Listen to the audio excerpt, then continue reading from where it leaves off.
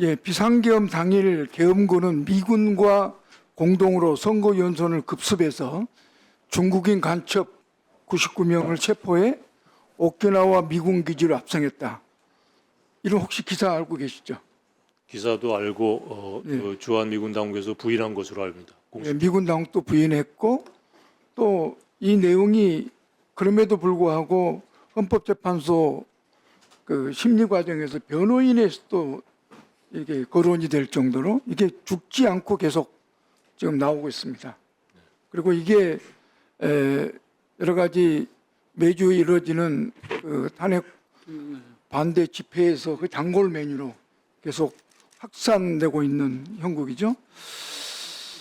근데 이 취재원이 미국 CIA 요원이다 이렇게 이야기하고 미군에서 복무했다까지 얘기했는데 전혀 사실 무근도 아시죠?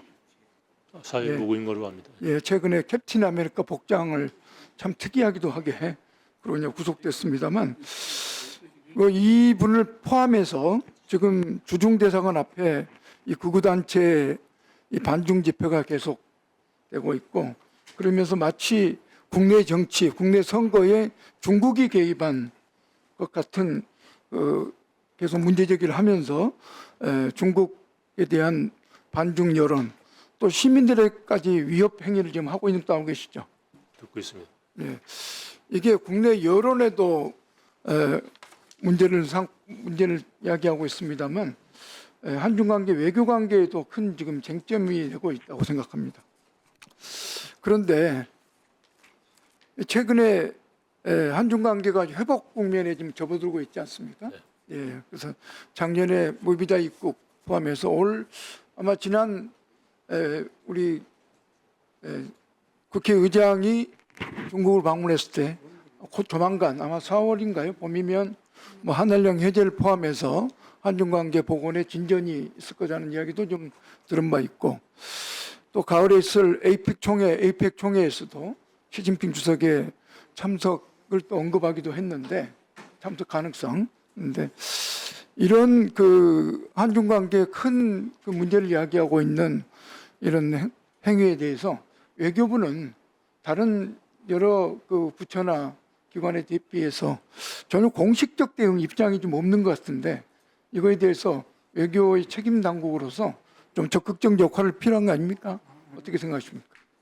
제가 국회에서 드리는 답변과 공개적인 발언이 그런 메시지 전달 효과가 있다고 생각합니다.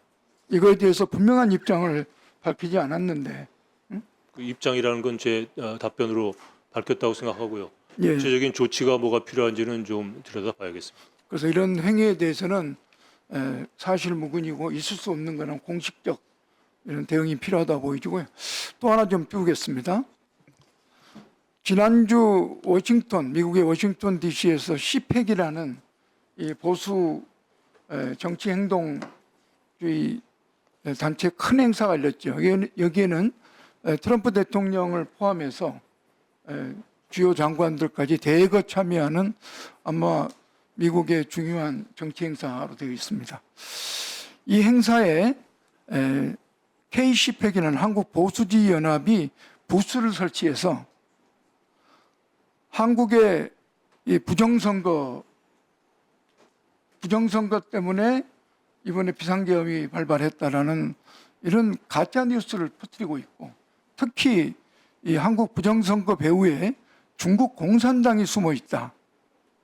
그리고 문재인 대통령이 공산주의였을 뿐 아니라 현 민주당 대표는 그보다 훨씬 소위 반미, 친중, 친북, 공산주의 잘하는 것을 아주 악의적인 흑색 비방 선동을 일삼고 있습니다.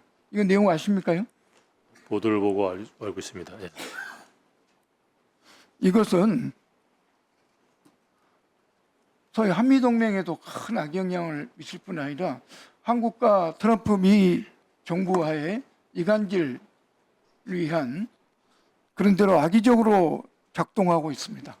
그래서 마치 대한민국이 이런 부정선거 또 아주 후진국으로 이렇게 조롱받는 그런 아주 매우 심각한 매국 행위가 벌어지고 있는데 이에 대해서 우리 외교 당국, 특히 주민대사관은 좀 적극적인 대응 활동을 좀 나설 필요가 있다고 보는데 이 점에 대해 어떻게 생각하십니까? 글쎄 뭐 개인들의 정치적인 의사 표명 그런 것들을 저희들이 어떻게 뭐 제어할 수도 있는 그런 것도 아니고요. 다만 미국 정부는 그런 정치적인 문제에 개입하지 않기 위해서 신중한 자세를 유지하고 있는 것으로 제가 알고 있습니다. 예. 어떻든 이게 한미 관계에서도 매우 악영향을 미치고 있는 만큼 이 부분에 대해서는 좀 적극적 대응을 좀 해줄 걸 촉구합니다. 이상입니다.